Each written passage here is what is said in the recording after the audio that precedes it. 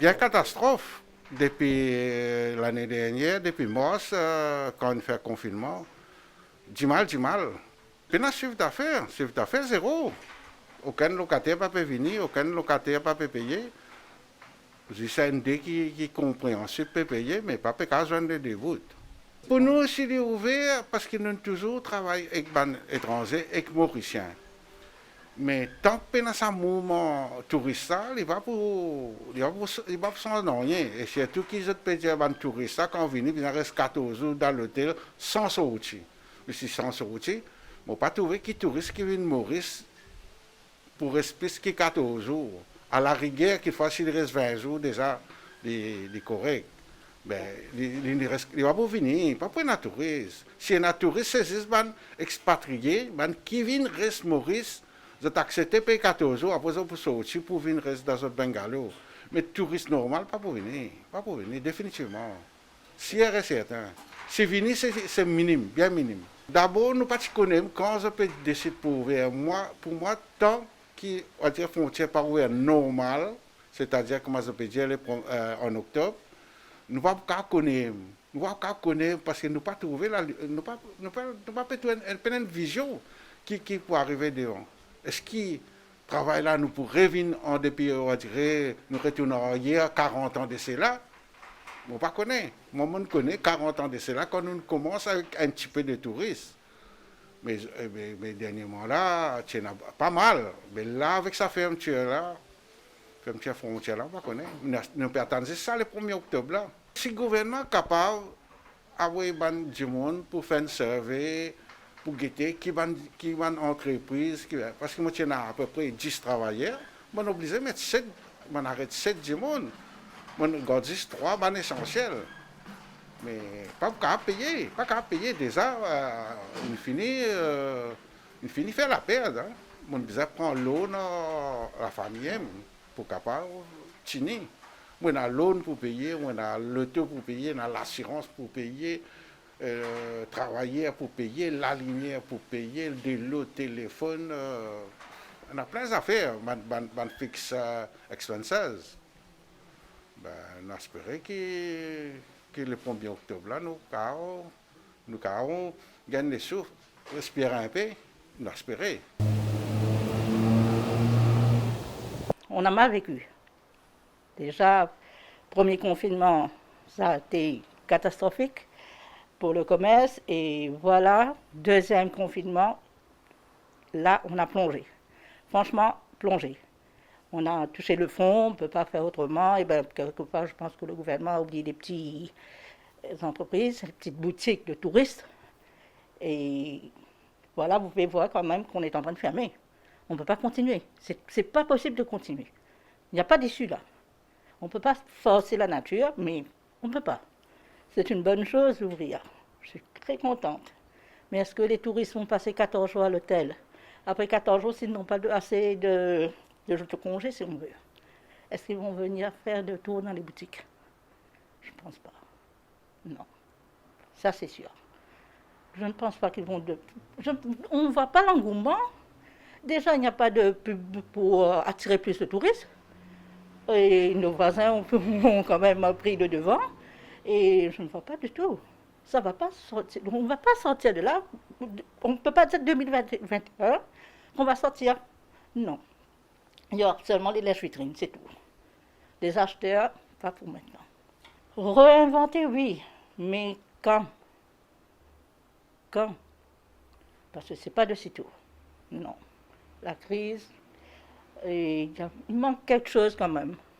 Le gouvernement doit s'approcher un petit peu plus de nous, des boutiques au niveau tourisme. C'est pas dire, voilà, on aura, les touristes vont venir, ainsi de suite. Est-ce que les touristes vont dépenser chez nous? Ou seulement venir reposer? Parce qu'il y a Covid là-bas, ben, reposer un tout petit peu, ensuite on repart. C'est tout. Mais sortir, prendre des bateaux, sortir en mer, déjà on ne sait même pas si c'est sur le droit. C'est seulement au niveau de l'hôtel. Mais nous. Est-ce que vous avez quelque chose à demander, à dire au gouvernement? De bien voir ces choses-là au niveau des boutiques, des beach hawkers, pêche au gros, des bateaux, des skippers et tout le reste. C'est nous. On vend quand même aux touristes. Et on a des touristes fidèles, vous êtes, qui on voit quand même d'autres clients chez nous, enfin, dans d'autres boutiques également.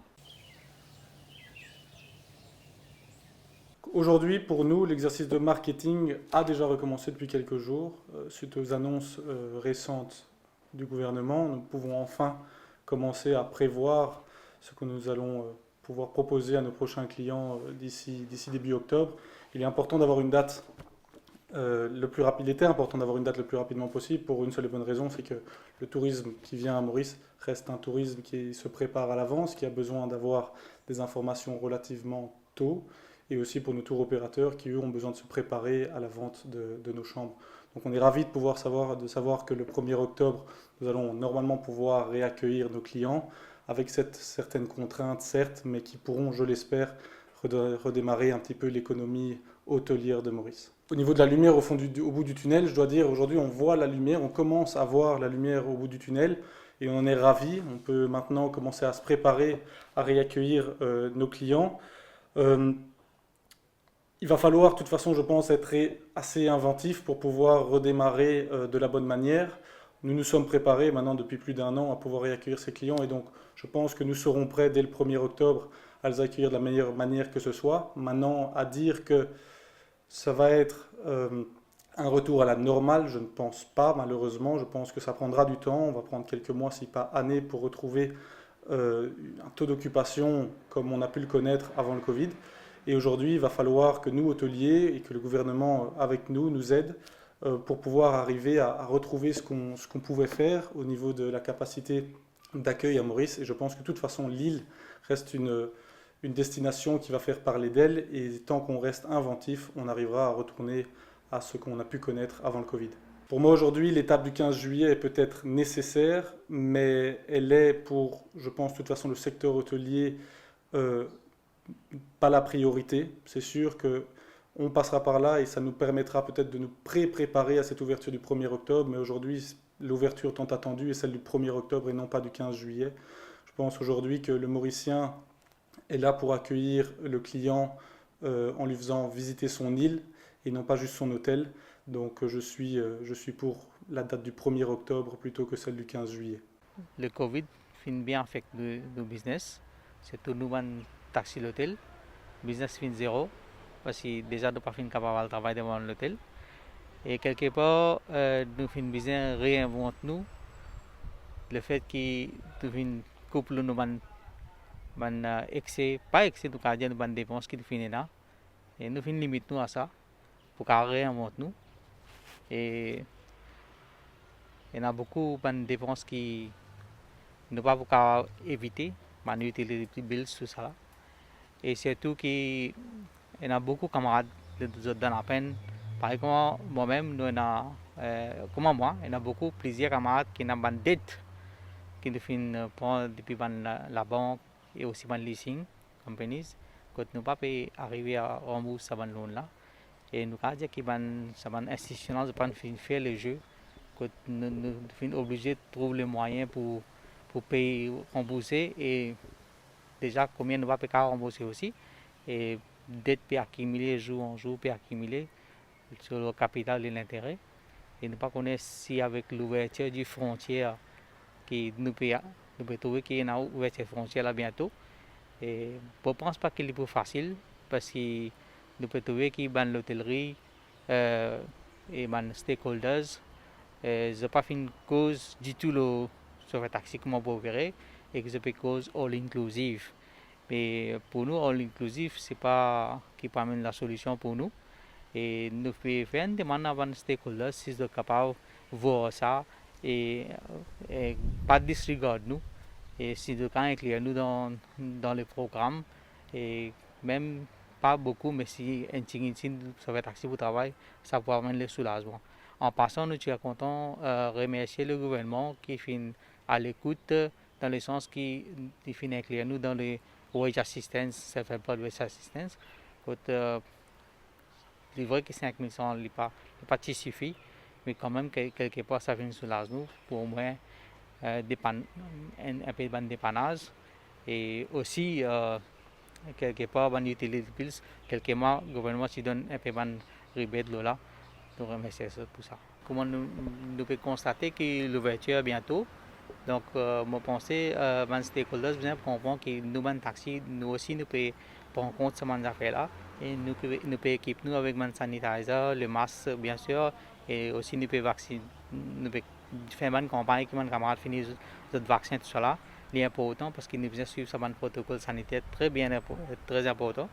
Et aussi que nous pouvons réinventer nous dans le sens que pour le COVID-19, nous connaissons, nous devons keep distance, tout ça là. Donc, dans ce sens-là, nous pouvons inventer nous dans le cashless system.